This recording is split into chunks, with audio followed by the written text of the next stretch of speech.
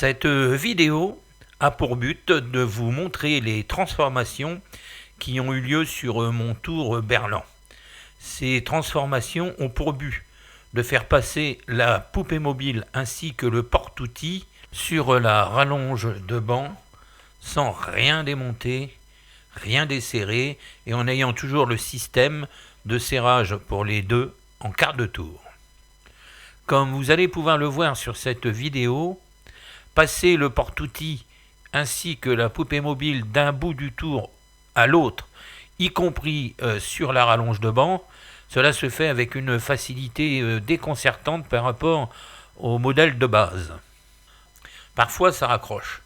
Malgré tout, la manipulation est aisée et le gain de temps est considérable.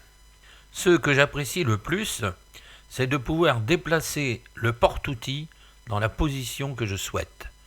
On peut le déplacer à 90 degrés sans avoir à le desserrer de son support.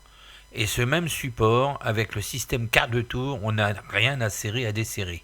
C'est d'une facilité qui effectivement change la vie d'un tourneur, car on sait que quand l'on fait une pièce, on bouge énormément ce porte-outils, ce qui, je ne le cache pas, était une galère au début. J'ai enlevé la porte arrière afin d'avoir accès directement au changement de vitesse.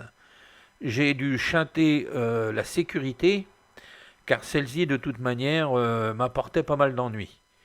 Alors je vous conseille de faire extrêmement attention lorsque vous allez changer de vitesse et ne pas appuyer sur le bouton marche, car vous pourriez y laisser quelques doigts.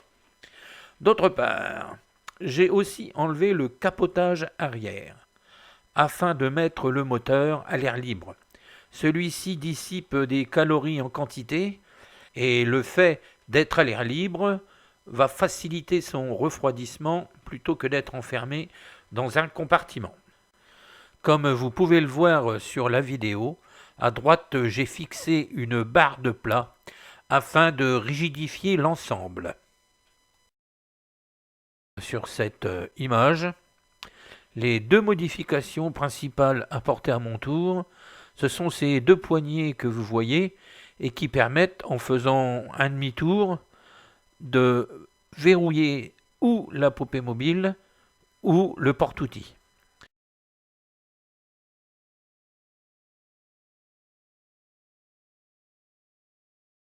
J'en profite pour vous présenter des outils de ma création.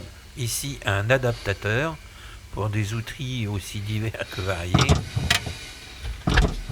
Là, un mandrin qui est de 13 mm afin de percer les carrelets et autres bien sûr.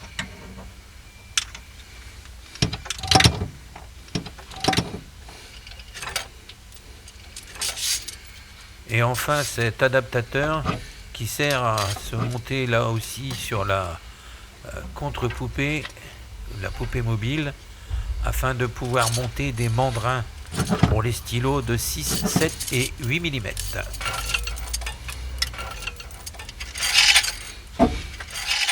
Cette vidéo prend fin. Je vous dis donc au revoir et je me tiens à votre disposition pour tout commentaire ainsi que toute explication complémentaire.